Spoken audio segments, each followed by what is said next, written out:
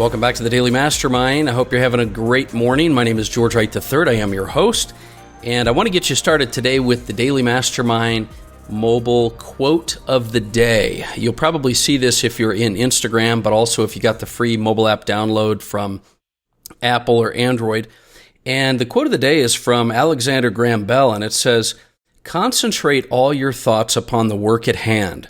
The sun's rays do not burn until brought to a focus." I think all of us have probably realized that focus is going to be the key to maximizing the power of your concentration, and so I think that's a great quote. What I want to do today is I want to share with you a thought I had this morning. So I'm reading maybe for the second time actually, a recent book by Tony Robbins called LIFEFORCE.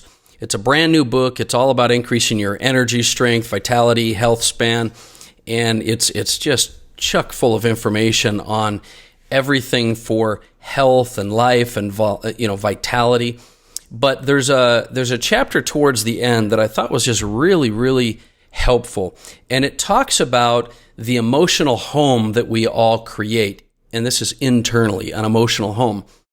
And 3 decisions you can use to influence that in order to live in what he would call a beautiful state. Let me set this up for you for a second. The whole purpose behind why I thought this was so powerful is so many of us have realized, especially if you listen to the Daily Mastermind, that we have an inner world as much as we have an outer world, and that your life right now is a reflection of your inner world. Your thoughts are creating your life. Your inner world is going to be ultimately reflected into your outer world. So we don't control our external environment and conditions. We might be able to influence them, but we don't control them. But and listen to me carefully, we 100% control our internal thoughts, feelings, emotions, and actions. We can control that. Whether you believe you can or not, I'm here to tell you, your internal world you can control. And what we're finding, and part of this chapter that I was reading discusses, is that your ability to control your thoughts and create your inner world is in direct correlation with your emotional state, because your emotions are what create your feelings and actions and follow through. And, Tony talks about the fact that we all have an emotional home, and in good times or bad, we keep going back to it. So the external environment might be positive or negative, but we'll use it to reach the emotional place that we know best.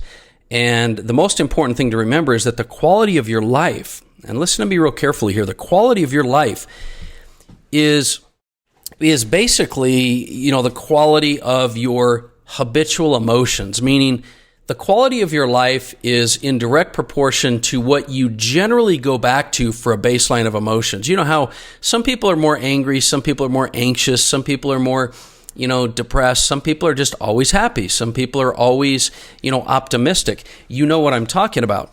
And so wherever your habitual emotional state is, that is where the quality of your life will be determined. And the quality of your life will be determined by that. Now that I know that some people think you're born with those emotions, but those emotions are created from your past and from your experience. And so I want to talk to you today about that. There's a great quote from Oscar Wilde that said, "I don't want to be at the mercy of my emotions. I want to use them to enjoy them and to dominate them." And I love that quote because this is the point, right? Don't accept your emotions as what they are. Learn to control those emotions. So in this chapter that I was reading, and it's talking about how our lives and our emotions are really controlled and I would say influenced by 3 core decisions. And make no mistake, you're making these 3 decisions, even right now as you're listening to this podcast, and how we make these decisions will determine the quality of our life because it determines our emotions. So I'm going to read these 3 quick decisions to you because I think Tony does a great job of putting it. But this is on page, if you've got the book Life Force, it's on page 580 and 581. Decision number 1 that you have to make, and that we all make, are what do we decide to focus on? Whatever you focus on, you're going to feel, whether it's true or not, because focus equals feelings. If you focus on the worst case scenario, you're going to feel fearful and sick to your stomach. If you focus on the best case scenario, you're going to feel confident. Again, whether it's true or not doesn't matter. What we focus on creates our feelings. he says he was talking about his father in the book and why his father had this negative, impact on an event that happened, but Tony had a positive one. And he says because his real focus was on how he failed his family and what he was doing and why, it wasn't working. And, as he focused on that, he felt more and more angry with himself and his life. And some of you might be able to relate to that. You focus on things that are negative, and then you start to beat yourself up, and you start to, I always do this, and this is happening, and whatever. And when you focus on that, wherever focus goes, energy flows. Some people constantly focus on what's wrong. And guess what? What's wrong is always what's happening. Isn't that true?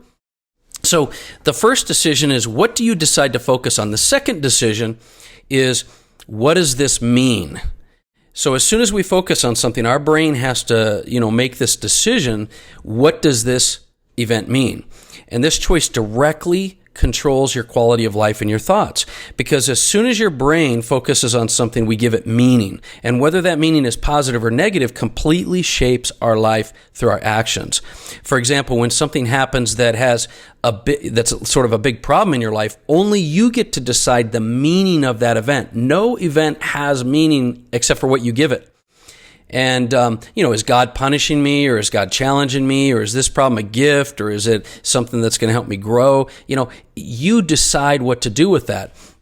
And, in an interaction with another person, you may ask yourself, is this person insulting me, coaching me, or loving me? The meaning you choose will radically change how you feel and what you do about it. So here's what's most important to remember, he says, about this decision. We are the creators of our own meaning. If we take control, otherwise we let the external world tell us the meaning or what's good, bad, terrible, or horrible, and it usually isn't a positive meaning, right? So in the end, our life is controlled by what we focus on and the meaning we give it. That first question and that second question. The first decision, the second decision. Understand what I'm saying here. You decide what to focus on, and you decide to give the meaning. Or to put it another way, Tony says, we don't experience life. You and I experience what we focus on and the meaning we give it. Let me read that again to you. We don't experience life. You and I experience what we focus on and the meaning we give it. So choose those first two things well. The third decision is, what am I going to do? What am I going to do about this? So I've decided what I'm focusing on. I decided what meaning I'm going to give it. Now what am I going to do? Well, every moment we're making these first two decisions, what am I going to focus on and what does it mean? Again, meaning creates emotion, and our emotions shape this third area of what am I going to do? This is the make or break choice that defines your life, the one that leads either to massive action or accepting life, and like I've said before, just drifting. But remember, actions don't happen in a vacuum. They're shaped by those first two decisions. You don't just control your actions. Listen to me really carefully on this. This is a huge point. You don't just make a decision to change your action without having previously made this is me talking now, without having previously made a decision on what you're going to focus on and the meaning you give it. Because even though you say you're going to take action, why don't you sometimes? Why don't you take action? Well, maybe it's because you've decided what you focus on and the meaning you give it don't align with your actions. So if one person is infuriated by an incident at their job, Tony says, and someone else is inspired by the same thing, how do you think they'll respond? The same way or different? Well, when a major disappointment happens, some people get depressed and other people feel driven to change it. You know these two people are going to accomplish very different things.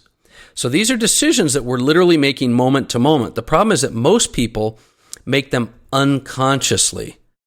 Most of your decisions are made unconsciously because you're unconsciously deciding what to focus on and what the meaning is you're going to give it. And so our life becomes a habit of failure or success depending on what type of we have. Remember, he talked about this habitual emotional state. So listen to me really carefully here. This is huge. If you habitually focus on and give negative meaning, focus on the problem, give negative meaning, your actions are going to result from that, and you're not going to be moving forward in life. you're not going to be moving forward in life. So it's not about just changing your actions. It's about changing what you focus on and the meaning you give it. And if you take control of your mind by making better decisions, these 3 core decisions, sometimes the worst day of your life can be the best day. Listen to that again. I'm kind of quoting right out of Tony's book. If you take control of your mind, this is the whole point here, by making better decisions on what you focus on, the meaning you give it, and your actions, sometimes the worst day of your life can become the best day of your life. How cool is that? Viktor Frankl said, between stimulus and response, there's a space. You've heard me talk about this also with Stephen Covey. Between stimulus and response, there's a space. In that space, our power to choose our response. That's when we can choose our response. And in our response lies our growth and our freedom. In our response lies our growth and our freedom. So I'm going to end with this. You can't control your external circumstances. And you might be looking at your external circumstances right now and saying they're crappy. I don't like them. But they are a direct reflection of your internal world. But you can't control the external conditions, but you absolutely 100% can control your internal thoughts, feelings, emotions, and actions.